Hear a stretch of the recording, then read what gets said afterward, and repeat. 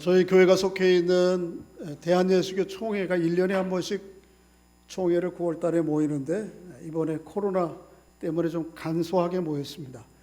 근데 최근 동안 계속해서 총회에는 중요한 의제 하나가 헌의되는데 그건 뭔가 하면 여자들에게도 목사 안수를 주어라.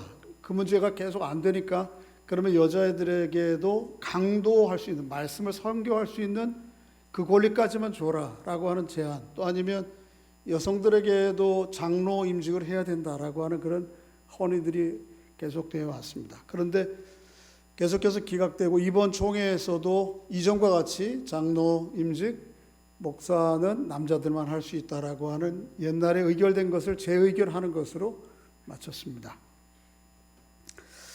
여성 목사 또 여성들이 장로를 임직하는 돼서는 안 된다, 그렇게 해서는 안 된다라고 하는 그 근거 본문이 오늘 본문입니다. 이 말씀을 들어서 여성들은 교회에서 또 장로나 목사로 임직받아서는 안 된다. 우리는 이 말씀에 근거해서 그래서 우리 교단은 하지 않는다, 그렇게 여기는 거거든요. 여러분 생각이 좀 어떠신지 모르겠어요. 근데 사실은 그렇지 않습니다. 오늘 본문을 좀 충분히 숙고해 보면 정반대의 결론에 이르게 됩니다. 그래서 여성 목사나 여성의 장로 임직은 성경의 진리의 문제가 아니고 나중에 살펴보겠습니다만은 사회 문화적인 요인이지 이것이 교리의 문제, 진리의 성경의 문제가 아니라고 하는 것이죠. 오늘 본문이 무엇을 얘기하는지 좀 더 살펴봄으로 그 내용들을 확인해 보겠습니다. 지금까지 바울이 고린도전서 1장부터 6장까지에는 구두로 고린도 교회가 안고 있는 문제에 대해서 들은 것을 권면했어요. 7장부터는 매우 구체적으로 고린도 교회가 써왔습니다. 문제들을. 우리에게 이런저런 문제들이 있습니다. 그래서 그거에 대해서 바울이 하나씩 권면해 가는 거죠. 7장에서 뭐에 대해서 주로 다뤘죠? 결혼, 이혼, 그리고 재혼과 독신의 문제를 어떻게 할 거냐. 그 다음에 8장부터 지난주일까지 살펴본 거기에는 굉장히 많은 부분인데 거기에도 우상 제물을 먹는 문제에 대해서는 어떻게 할 것이냐. 물음은 간단했지만 바울은 그것과 관련해서 좀 광범위한 신학적 주제들을 전개하면서 권면했습니다. 오늘부터는 또 다른 주제예요. 그래서 오늘 11장 2절부터 14장 저 끝에까지는 새로운 주제인데 그 새로운 주제는 뭐냐 하면 교회 안에서 교회 예배와 관련한 것입니다. 교회 예배는 어떻게 할 것이냐. 예배에서 중요한 요소는 무엇이고 예배에서 가장 초점을 맞춰야 될 것은 무엇이냐. 예배를 그 문제에 대해서 다루고 있어요. 바울이 철저하게 바울도 그 랍비 훈련을 받은 사람이잖아요. 히브리 사람들. 히브리 사람들이 쓰는 말하는 것과 글 쓰는 훈련들이 되어 있는 거거든요. 그 전형적인 글 쓰는 방식이 뭐냐면 교차 평행법이라고 하는 것이죠. 그죠? 여러분들 여러분 그림을 봐서 아실 테지만 오늘 본문과 관련해서 또 하나 표를 만들었는데 이렇게 되어 있는 거죠.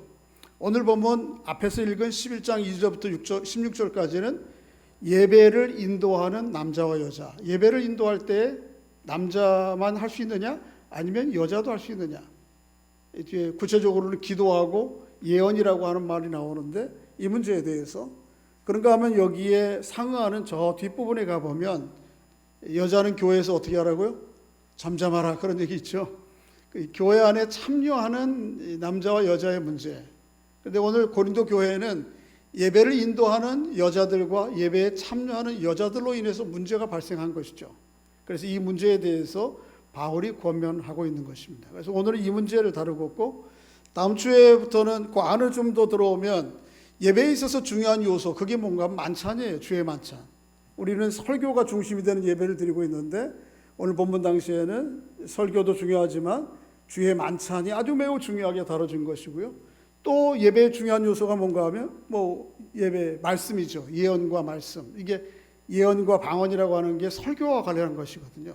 그래서 이 문제가 다루어져 있고 그런가 하면 안으로 좀 더 들어오면 이 예배에 참여하는 이 공동체, 우리 지체들에게는 하나님께서 어떤 성령의 은사를 주셨는가, 그리고 그 예배 주신 성령의 은사의 본질은 무엇인가, 그리고 거기에 상응하는 14장에서는 이 예배의 은사들을 어떻게 효율적으로 잘 질서 있게 사용함으로 교회 공동체를 이룰 것이냐, 이거에 대해서 기록하고 있어요. 매우 조직적이죠.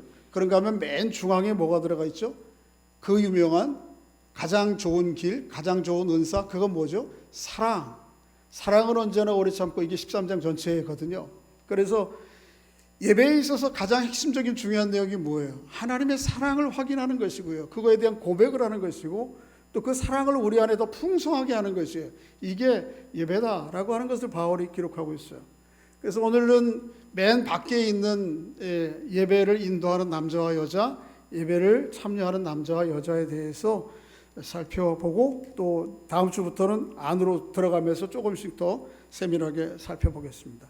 자, 오늘 바울이 고린도 교회가 예배가 문제가 있었지만 그럼에도 불구하고 예배를 드리는 고린도 교회 성도들 칭찬함으로 권면을 시작해요. 한번 좀 2절을 읽어볼까요? 2절, 11장 2절입니다. 앞부분 넘어가셔서 11장 2절 시작. 너희가 모든 일에 나를 기억하고 또 내가 너희에게 전하여 준 대로 그 전통을 너희가 지킴으로 너희를 칭찬하노라.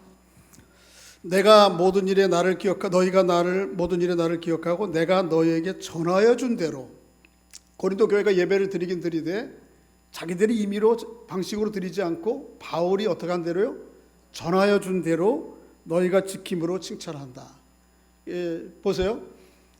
바울이 예배뿐만 아니고 이후에는 부활, 주의 만찬, 또 모든 성경적인 진리와 기독교적인 교회 생활의 원리들은 바울이 스스로 만든 게 아니에요.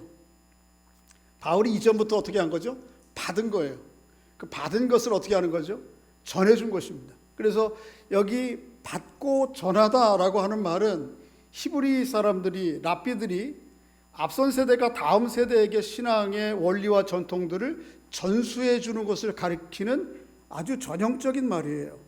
그래서 바울이 이 말씀을 성경에서 계속 반복해요. 다음 주에 살펴보겠습니다만은 주의 만찬, 성찬을 얘기할 때도 바울이 뭐라 그런가 하면 11장 23절에 내가 너희에게 전한 것은 주께 받은 것이다.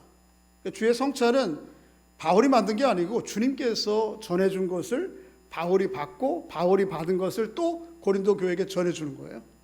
15장에 가면 부활에 대한 권면을 하는데 부활에 대해서도 동일한 말을 해요. 내가 받은 것을 먼저 너희에게 전하고, 부활에 대한 진리와 원리를 자기가 터득한 게 아니에요. 받은 거예요. 그리고 전해준 거예요. 오늘 또 성경 암송을 안 하고 또 왔네. 1부 예배 때도 실수해서 2부 예배 때는 꼭 해야 되겠다 했는데 또 안 했네. 요한복음 16장이 있는데 거기 근데 이 원리는 참 놀란 게, 제가 성경을 읽으면서 암송을 오늘 하면서 좀 놀랐는데요. 거기에 보면 성령에 대해서 얘기하거든요. 성령이 우리에게 오시면 성령이 자기가 자의로 말하지 않고 들은 것을 말하며 그래요. 여러분 보세요. 성령도 스스로 말하지 않고 들은 것을 말해요. 성령 누구한테 들었을까요? 아버지 하나님과 예수 그리스도를 통해서 들은 것이죠. 그죠? 그러니까 이게 굉장히 중요한 거예요. 받고 받은 것을 전한다라고 하는 것은, 여러분과 뭘 얘기하려고 그런가 하면 여러분과 지금 예배를 여기서 제가 드리는데 이 예배가 얼마나 우리에게 오기까지 아주 놀라운 하나님의 구원의 역사의 과정을 통해서 우리에게 전달되었는가 하는 것이죠. 그죠? 이스라엘의 역사들을 참 나라가 없어지고 공동체가 없어질 그런 상황 가운데서도 이스라엘 백성들이 이 예배를 간수하고 있다가 아주 목숨 다해 생명 다해서 유지하고 있다가 전해서 여러분과 제게 온 거예요. 예배는 참 너무 소중하고 귀한 거예요. 이 코로나 상황 때문에 우리가 마음껏 충분히 모여서 예배하지 못하고, 또 우리들 중에는 좀 그런 마음도 없지 않아 있는 것 같아요. 집에서 예배 드리니까 편하고 좋다. 갈 형편이 되는데도 안 가는 거야. TV 켜놓고 핸드폰으로 방에서 누워서. 예배가 그렇게 취급될 게 아니거든요. 예배는 참 수많은 사람들이, 공동체가 이 역사의 질곡을 거쳐오면서 아주 생명을 다해서 전해준 것이고 생명을 더해서 받아서 우리에게 전해준 건데, 우리의 예배가 아주 형편없는 게 취급이 되는 게 너무 안타까운 거죠. 사실은 그런 게 아니에요. 예배는 바울이 오늘 그걸 먼저 우리에게 칭찬하면서 우리에게 얘기했어요. 그래서 여러분과 제가 좀 이 예배를 예배답게 좀 아주 소중하게 좀 여기면 좋겠다. 내 생명 다른 날까지는 내가 움직일 수 있는 날은 내가 어쨌든 우리 공동체와 물론 집에서도 예배할 수 있겠지만 이 공동체가 연합해서 몸까지 하나 모이는 그 예배 가운데 동참하고 하나님 앞에 영광을 돌리겠다. 그런 마음으로 예배하는 여러분과 제가 될 수 있기를 주의 이름으로 소원합니다. 이 예배는 참 놀라운 것입니다. 내가 오고 싶다고 오는 게 아니에요. 오늘 아침에 우리 권 집사님이 지난 목요일 금요일에 입원하셨다는 얘기를 들었어요. 지난주까지 집에까지 이렇게 활동하셨지만 병원에 입원하면 못 오는 거죠. 건강이 허락되어 하지 않으면 예배 못 오는 겁니다. 믿음 없으면 못 옵니다.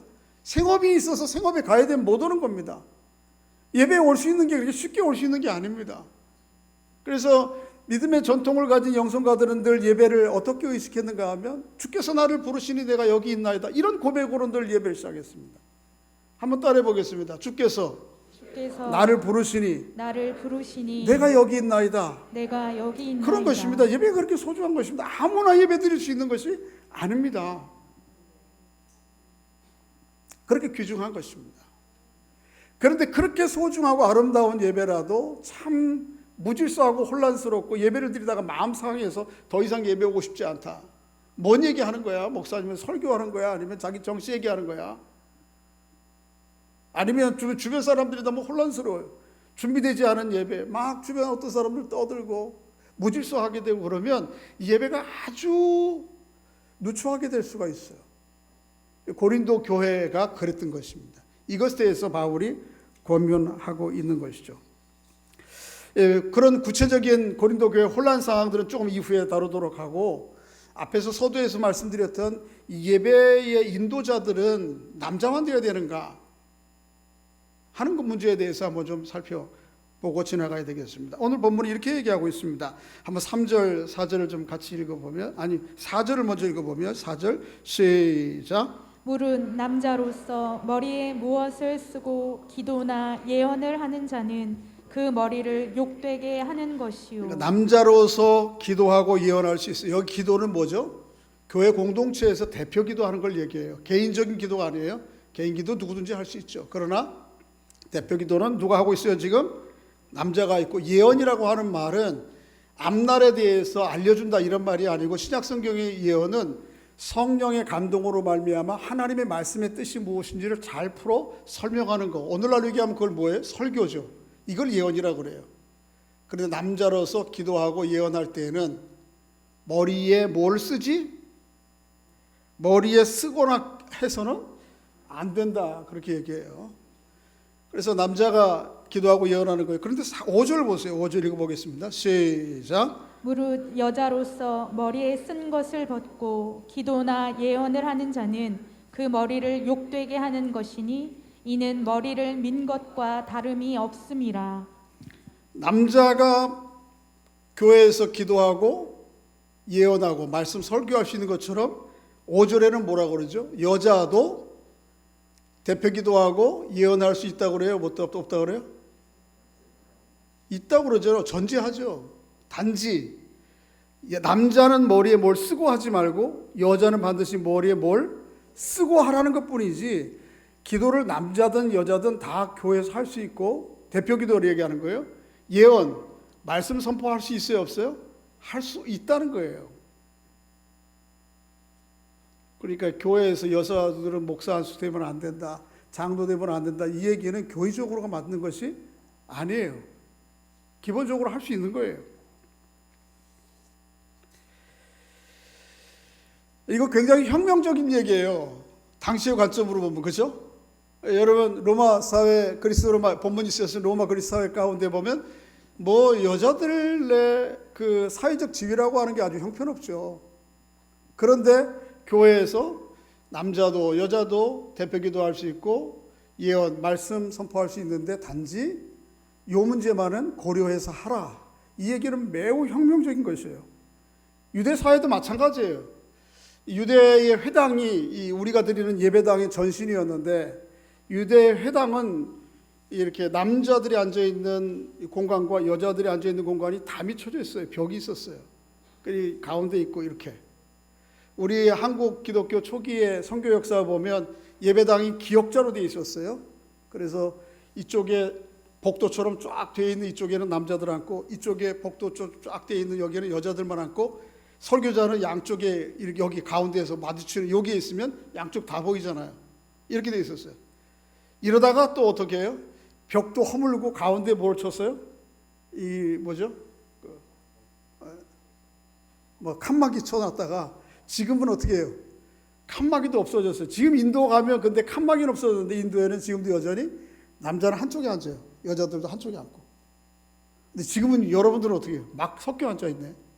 이 큰일 날 일이에요, 이거.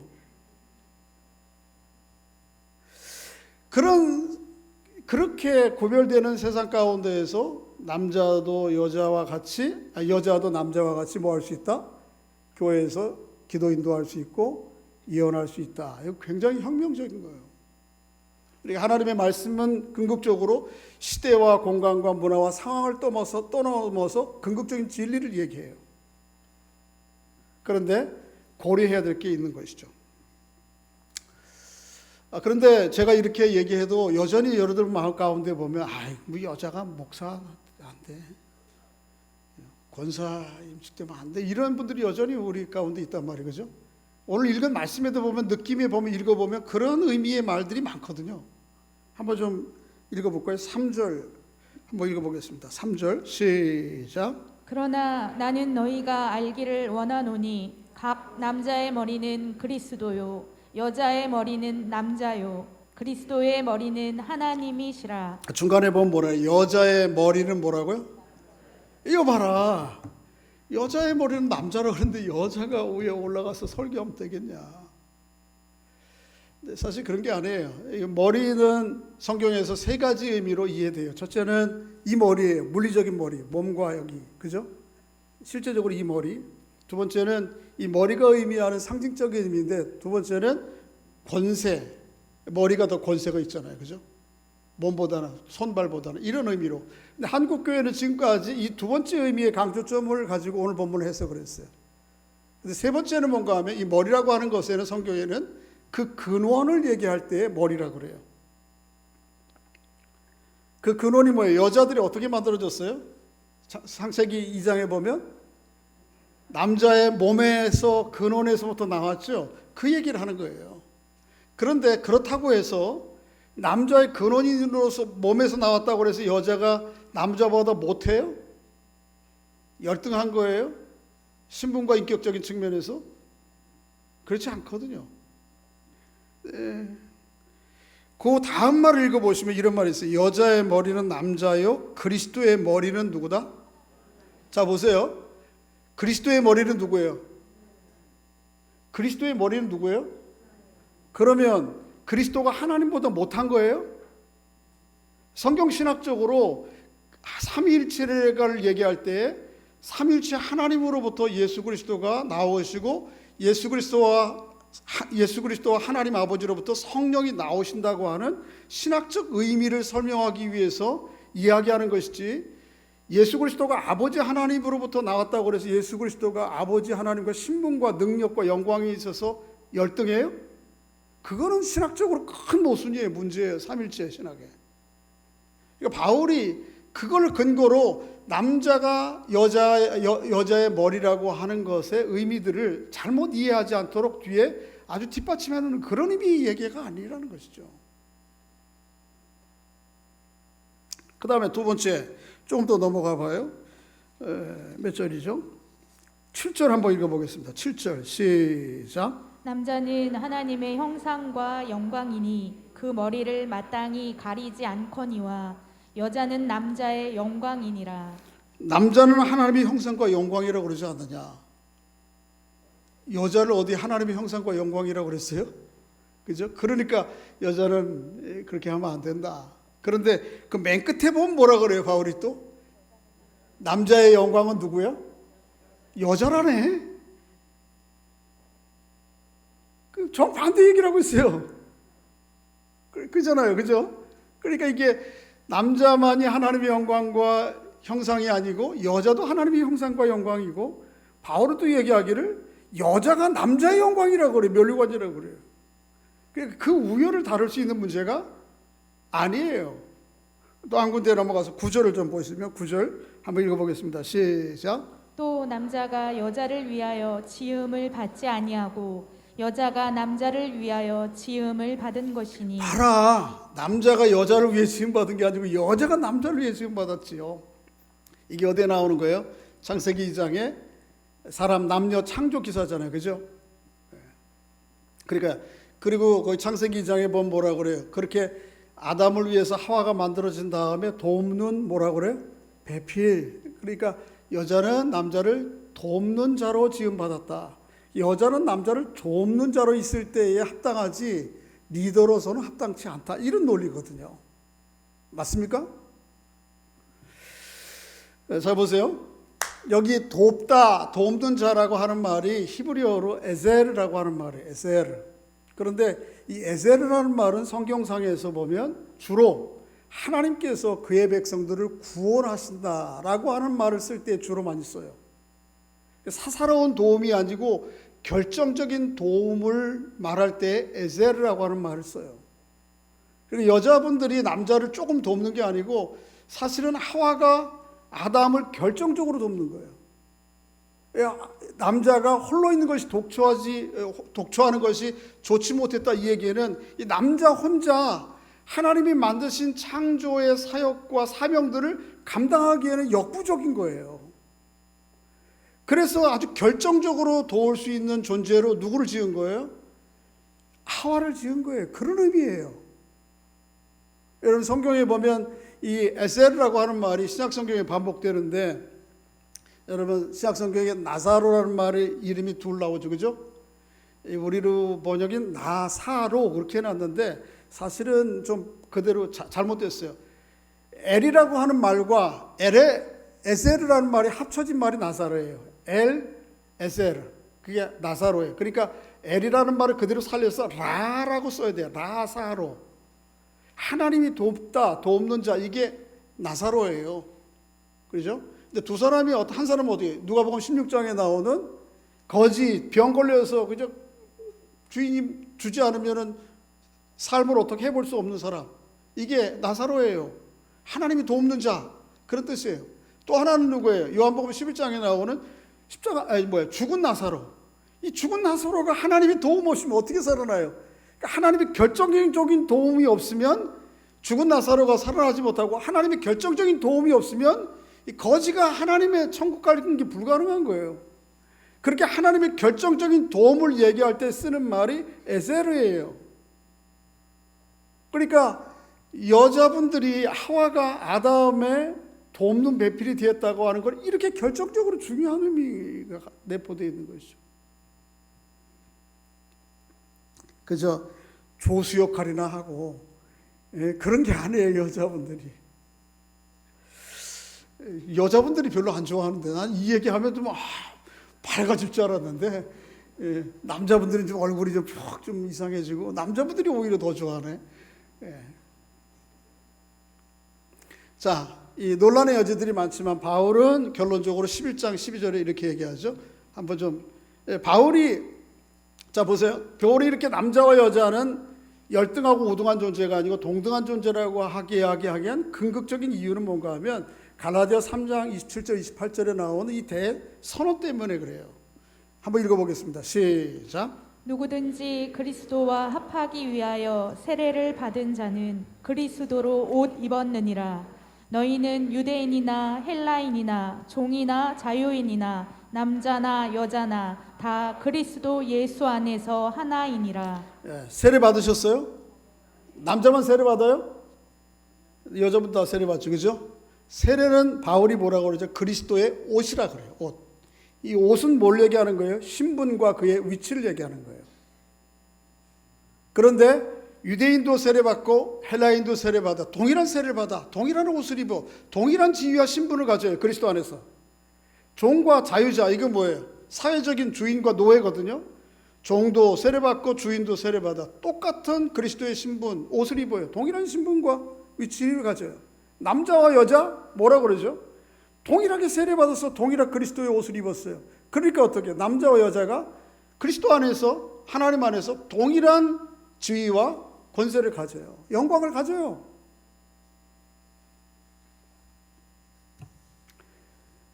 제가 이제 오늘 여자분들에게 많이 점수를 따네. 근데 이게 그 얘기가 아니에요. 여자분들에게 점수 따고 안 따고 문제가 아니에요. 바울은 오늘 본문에서 논란의 여지가 있지만 이렇게 11절, 12절에 얘기합니다. 한번 읽어보겠습니다. 시작. 그러나 주 안에는 남자 없이 여자만 있지 않고 여자 없이 남자만 있지 아니하니라. 이는 여자가 남자에게서 난 것 같이 남자도 여자로 말미암아 났음이라. 그리고 모든 것은 하나님에게서 났느니라. 주 안에서 남자만 있고 여자만 있지 않아요. 여자 없이 남자 있는 사람 없고, 마치 여자가 남자의 몸에서 나왔잖아요. 창조기사 얘기하는 거죠. 그것처럼 남자도 여자로 말미암아, 여자로부터 태어나지 않은 남자들 손 들어봐요. 아무도 없어요. 그 얘기는 여자가 남자에게서 몸에서 나온 원천이 있는 것처럼 모든 남자도 누구에게로부터 나와요? 여자로부터 나니까 이 남녀 간의 우열의 문제, 교회 안에 우열의 문제, 예배를 집례할 수 있느냐 없느냐, 여자는 안 되고 남자는 되고, 이런 문제가 아니라는 거예요, 신학적으로. 그럼에도 불구하고 바울은 뭐라 그러죠? 오늘 본문에 보면 여자들에게 여러 가지 많은 경고의 권면을 해요. 여자들은 뭐라 그래요? 집에서, 교회에서 잠잠하라. 오늘 이제 본문 마지막 부분을 하고 마치겠습니다. 14장 33절 35절에 이렇게 기록하고 있어요. 한번 읽어보겠습니다. 시작. 여자는 교회에서 잠잠하라. 아니 33절 읽어야지. 앞에 시작. 모든 성도가 교회에서 함과 같이 여자는 교회에서 잠잠하라. 그들에게는 말하는 것을 허락함이 없나니 율법에 이른 것 같이 오직 복종할 것이요, 만일 무엇을 배우려거든 집에서 자기 남편에게 물을지니 여자가 교회에서 말하는 것은 부끄러운 것이니. 네, 좀 너무 흥분해가지고 중간 걸 뛰어넘어갔어요. 왜 여자들에게 머리를 써야 되는지. 교회에서 여자들이 기도 대표기도 하고 설교할 수 있는데, 단지 여자들이 할 때는 뭐를 써라? 얼굴에 뭘 쓰고 하라. 할 수 있다 없다는 이미 지나온 거예요. 단지 할 때 머리에 뭘 쓰고 하라. 이유는 뭔가 하면, 당시에 로마 그리스 사회에서는 성인 여자들이 집 밖을 나갈 때는 항상 뭘 다 쓰는 거예요, 얼굴에다가. 지금도 중동 지방의 이슬람의 문화에서는 어떻게 하죠? 뭐 꼬마 애들은 괜찮아요. 근데 좀 크면 집 밖을 나갈 때는 어떻게 다 머리에 쓰는 거예요. 눈만 이렇게 당겨놓고. 특히 결혼한 여자들은 눈만 다 쓰는 거예요. 이게 무슨 의미가 있는가 하면 몇 가지인데, 첫째는 나는 남편을 둔 한 남자에게 정절을 지키는 성숙한 여자입니다 라고 하는 걸 사회적으로 알리는 거예요. 사회적으로 이 쓴 여자들을 건드렸다면 큰일 나는 거예요. 물론 다른 여자들도 건드리면 안 되지만. 두 번째는 나는 아주 건강한 가족을 책임지고 있는 주부입니다. 아주 정숙한 여자입니다. 그래서 이 쓰는 것은 당시에 여자들이 자기 품위를 드러내는 거예요. 제가 일제시대에 살지 않아서 모르는데, 일제시대에 관련된 영화 보면 무슨 여자들이 볼 때 보면 뭐 이렇게 뭐 면사포 같은 거, 세마포 같은 거 이렇게 쓴 치마? 그거 그렇게 하는 거예요? 해보셨어요? 하여튼 그런 거 있더라고. 그게 뭐예요? 그 이야기는 뭔가 하면 내 얼굴을 누구에게만 보여주겠다는 거예요? 내 남편과 내 가족들에게만 보여주겠다, 허락된다는 거예요. 이게 자기 품위를 얘기하는 거예요. 유대인들도 역시 마찬가지죠. 비슷해요. 유대인들도 다 밖에 쓰고 나올 때는 쓰고 나오는 거였어요. 지금 뭐 좀 개방되었지만. 그런데 우리가 늘 평소에는 그러고 다녀. 그런데 교회에 왔는데 예수 믿는 여자분들이 예배하러 와가지고는 뭐라 그래요? 그리스도 안에서 다 자유야. 바울이 그랬잖아. 뭐 유상의 제물도 먹어도 된 자유라고. 그리스도 안에서 그런 뭐 외적인 허례의식은 의미가 없어. 그리고 기도 인도하러 와가지고 안 쓰고 와가지고 벗고 훌러덩 벗고 이러고 설교하면서 이러고 오면, 그러면 이 남자들이 예배가 되겠어요?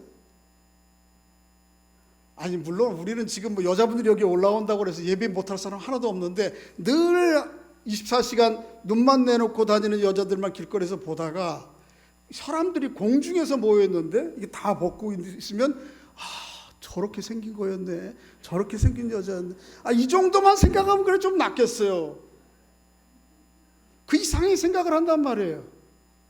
그 얘기는 뭐예요? 그래서 당시에 고린도 교회에 아포로디테 여사제들이 남자를 유혹하기 위해서 머리에 쓴 걸 벗는 거예요. 그러니까 어떻게 남자들이 거의 미혹받아서 가는 거거든요. 교회에서 그런 일이 일어나면 예배가 안 되는 거예요. 그러니까 어떻게 해야 돼요? 여자들이 기도 인도하고 말씀 증거할 때는 어떻게 해야 돼요? 쓰고 해야지 당연히. 사회적인 문화의 관습이 그랬으니까. 대신 남자들은 어때요? 남자들은 이게 쓰고 하면 안 되는 거지. 남자는 활동적인 생활을 하고 하기 때문에 당연히 거의 모든 문화권에서, 사회문화권에서 머리가 다 짧아요. 여자들은 길지. 근데 여자들이 남자들이 머리처럼 길게 내려와가지고 제가 이렇게 와서 설교를 하면은 여러분 설교 예배가 되겠어요? 목사님 왜 저러냐? 이러지? 그것 때문에 남자들은 쓰지 말라는 거예요. 제가 모자 쓸 수 있어요. 모자. 여자들이 모자 쓰는 거는 괜찮아요. 우리 사회, 우리 문화 가운데. 그죠? 여자들이, 그래서 서양인 같은 데는 예배 드릴 때도 여자들이 멋지 모자 쓰고 이렇게 하고 하잖아요. 근데 남자들이 모자 쓰고 예배 시간에 앉아 있으면 이거 꼴불견이란 말이에요. 죄송합니다. 혹시 그런 분이 안 계신가? 추워서 쓰시는 분들 계신데, 우리 원로 목사님도 계신데, 괜찮아요, 괜찮아요. 그것 때문에 쓰지 말라는 거고, 그것 때문에 쓰라는 거예요. 남자들은 그것 때문에 머리에 뭐 쓰고 하면 안 된다. 또 조금 더 적용하면, 저는 이렇게 양복을 입었습니다만 청년들 설교하고 예배할 때는 그들의 문화 좀 닿아야 되거든요. 그래서 찢어진 청바지도 있고, 이게 티셔츠도 조금 이렇게 빈티지 구멍 난 거 막 이렇게 그런 거 입고 와야 애들하고 호흡이 되거든요. 근데 제가 그거 입고 와가지고 이렇게 오면 여러분 예배가 되겠어요? 왜 저러냐 목사님? 그러지.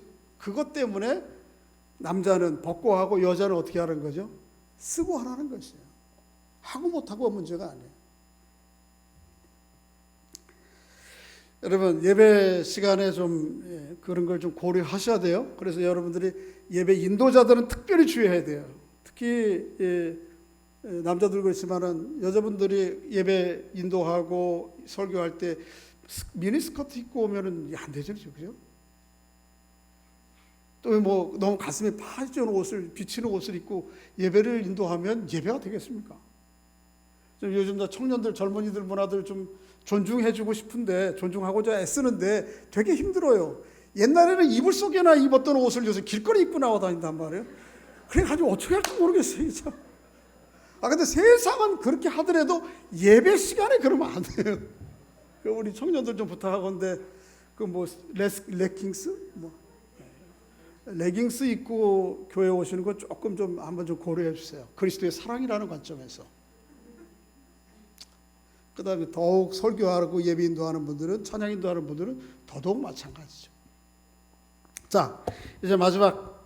이 얘기는 남자와 여자의 사회문화적인 문제지 이게 할 수 있고 못하고의 문제가 아니다. 마지막으로 이제 시간이 다 돼서 아까 읽었던 것인데 이걸 정리하고 넘어가야죠. 앞에서는 예배 인도자들의 문제였고요. 여기에 대응이 되는 뒷부분에서는 예배에 참여하는 사람들의 문제였어요.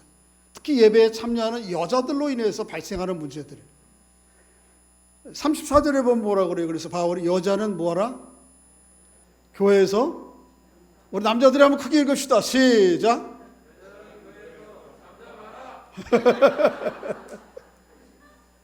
여자들이 읽읍시다. 그 앞에 33절을 읽읍시다. 시작. 여자들만 조용한 거예요? 모든 교회가, 성도들이 교회에서 잠잠하라니까. 이게 기본 전제예요. 왜 꼭 34절만 읽냐고요? 33절을 안 읽고. 모든 성도는 남자가 여기 안에 들어가요, 안 들어가요? 당연히 들어가지. 그러니까 모든 성도는 기본적으로 교회에서 잠잠한 거예요. 대표 기도하는 사람만 기도하고 다른 사람들은 조용히 해야 되고, 설교하는 사람들이 설교하고 할 때는 다른 사람들이 조용히 해야 되는 거예요. 이게 여자들의 문제만이 아니에요. 모든 성도들의 문제예요. 그러니까 제가 설교할 때 여러분 자꾸 핸드폰 들여다보고 이런 거면 안 돼. 뭐 목마르다고 뭐 사탕 까져서 또 혼자 드시면 되는데 옆에까지 줘요. 이게 다 또 느껴져 제가. 그러면 안 되는 거예요. 조용히 해야지. 또 잘 몰라. 그러니까 뭐 어떻게 저는 계속 설교해야 되는데 옆에 권사한테 뭐라 그랬어 권사님 뭐. 수요일 날 강의 듣다 하다 보면은 받아 못 적으면 어떻게 하면 자꾸 저기 다음 넘어가야 되는데 자기들끼리 얘기해. 자기들끼리. 고린도 교회에 그런 일이 있던 거예요. 이유는 뭔가 하면 당시 예배가 그리스어 헬라어로 예배를 드렸어요. 그런데 이 공용어가 헬라어지만은 이 교회에 참석하는 사람들 가운데는 이 언어를 못 알아듣는 언어 사람들이 많은 거예요. 특히 여자들. 이 사회적인 용어였어요. 그래서 노예를 할지라도 좋은 직장을 찾고 일거리를 찾으려면 헬라어를 배워야 됐어요. 공용어로. 그렇지 않으면 자기 토속어로 하는 거예요. 히브리 사람들은 아람어하고 또 그리스 사람들 그리스 언어하고 자기 언어 하는 거죠. 로마 사람들은. 특히 가난한 가정의 여자들은 헬라어를 배울 기회가 없는 거예요. 필요도 없는 거예요. 태어나서 다 집안에만 있는데 뭐 어쩌다가 남편 따라 나갈 때는 뭐 해야 돼? 이거 쓰고 나가는데 헬라어로 배울 필요가 없고 너무 힘들고 가난해. 그거 언제 배워? 누가 가르쳐줘? 그게 무슨 뭐 2000년 전의 얘기예요? 한번 여쭤볼까요? 좀 자존심 상할까? 우리 60세 이상 되신 분들 중에 대학 나온 여자분들 손 들어봐요. 아마 몇 분밖에 없어요. 아니 지금 2000년도에도 60세 이상 대학 가방끈이 좀 그래도 혜택을 본 분들이 없다니까 별로. 지금부터 100년 전에 글을 깨우친 사람 여자분들이 몇 분이나 됐을까요 우리나라에? 그러니까 예배를 그런 분들하고 예배를 드리면 못 알아듣는 거예요. 그것도 다른 나라 언어로 그리스어로 공용어로 사회적인 용어로 예배를 진행하면 못 알아들어. 근데 여자들이 여기 계속 대부분 다 가난하고 어려운 분들인데 못 알아듣는데 이걸 2시간씩 예배를 드려야 되니까 가만히 처음에는 앉아 있다가 지루한 거예요. 궁금하기도 하고 복음에 대해서 듣고 알 거는 많은데 그러니까 옆에 사람한테 어떻게 뭔 얘기야? 그 여자들끼리만 또 앉아 여자들끼리만 그러면 안 되지. 또 여자분들만 모아놓으면 또 이 시너지 효과가 있어요. 말의 시너지 효과. 그러니까 막 떠드는 거예요. 시끄럽고 물어보고 예배가 안 되는 거예요. 예배가. 그런 의미에서 바울이 뭐라 그런 거예요? 교회에서 어떻게 하라? 샷다 마우스 조용히 하라. 궁금한 게 있으면 35절에 어디 가서? 집에 가서 누구에게? 남편에게. 남편은 사회적 활동을 하는 사람이니까 이 언어 다 알아들었거든요. 그러니까 물어보려면 누구한테 물어보라? 거기 가서 그때 가서 물어보고 예배 시간 안에는 어떻게 하라? 여자는 잠잠하고 여자들만 아니고 누구도 33절에 모든 성도가 교회에서 그런 것처럼 딴 사람들 다 조용하고 있지 않느냐. 왜 이렇게 모른다고 거기 자꾸 궁금하고 얘기하고 떠들고 시끄러워서 예배 혼란하게 하면 안 되지 않나. 이 얘기하는 거예요. 자, 이제 말씀 마쳐야죠. 그죠? 자, 바울은 이렇게 권면을 하면서 오늘 전체 11장부터 14장까지 전체 결론을 39절 40절에서 이렇게 얘기하고 있습니다. 40절만 하나 읽어보면 시작. 모든 것을 품위 있게 하고 질서 있게 하라. 다시 한번 시작. 모든 것을 품위 있게 하고 질서 있게 하라. 여자들이 대표기도 할 수 있어요 없어요? 있지만 어떻게 하라? 폼이 있고 질서 있게. 여자가 설교할 수 있어요 없어요? 그렇지만 어떻게 하라? 폼이 있고 질서 있게. 남자도 당연한 얘기가 들어가겠죠. 자, 예배의 핵심과 본질이 무엇인지 오늘 앞에 소개드렸던 전체 구조가 우리에게 보여줘요. 다시 한번 좀 말씀드리면 이런 거죠. 어디에 있죠? 가장 중앙에 뭐가 놓여있어요? 가장 좋은 길 사랑이에요. 그러니까 예배 이 구조는 나머지 소주제들을 우리가 어떻게 이해하고 어떻게 해석할지에 대한 분명한 좌표와 방향을 우리에게 제시해줘요. 그죠? 그러니까 모든 예배에 있어서 초점을 맞춰야 될 것은 어디에 맞춰야 돼요? 사랑이 있다는 거예요. 하나님의 사랑이 잘 드러나도록 예배는 진행돼야 되는 거죠. 그렇죠? 그 하나님의 사랑에 대해서 뭐 하도록 우리가 마음껏 충분히 찬양하고 감사하도록. 그런데 이 하나님의 사랑만이 아니고 이 사랑에는 늘 같이 따라오는 사랑이 하나 있어요. 그건 뭐예요? 이웃 사랑이라는 거예요. 다른 사람들과를 배려하고 사랑하는 마음의 이 동기들이 우리 안에 있지 않으면 예배를 본질적으로 우리가 예를 들어서 예배 안에 이 사람은 되고 저 사람은 안 되고 미국 대통령 선거가 끝난 것 같습니다만 여전히 미국 땅이 아직도 인종 문제가 심각하구나 이런 과정을 보면서 느꼈는데 여전히 뭐 백인들만 흑인들은 들어와서는 안 되는 예배가 있고 흑인들만 드리는 예배가 이런 거 안 되는 거죠. 사랑 하나님의 사랑이 그렇게 협소하지 않죠. 사랑의 관점에서 하나님의 거룩한 사랑이 풍성하게 드러나도록 예배는 방향을 가져야 돼요. 목적지를. 그런데 이 사랑은 언제나 무슨 옷을 입고 나타나야 되느냐 하면 품위와 질서라는 옷을 입고 나타나야 되는 거예요. 품위와 질서. 사랑을 아무리 따뜻하고 부드럽고 좋아도 옷을 안 입혀가지고 사랑을 드러내면 추하게 되는 거예요. 그 사랑은 금방 얼어버리고 마는 거예요. 그래서 모든 사랑은 언제나 품이라는 옷과 질서라는 옷을 단정하게 입어야지만 사랑으로서의 본질과 가치들이 제대로 드러나는 거예요. 오늘 본문 우리에게 전체적인 큰 구조가 우리에게 그걸 얘기해 주는 거예요. 언제나 이 사랑은 이 품위와 질서라고 하는 옷을 입지 않으면 천박하게 되고 마는 거예요. 차라리 그런 사랑 없으면 좋겠다. 너무 누추하다 싶을 정도로 이렇게 벗어던진다고 사랑이 아니라니까요. 이 품위와 질서를 잘 입고 나타나야 그래야 그 사랑이 참 멋진 귀한 사랑이 되는 것이죠. 이게 예배에도 마찬가지고 그리스도 안의 사랑도 그리스도 성도들 간의 사랑도 역시 마찬가지. 그런 의미에서 오늘 바울이 이야기하고 있는 것이죠.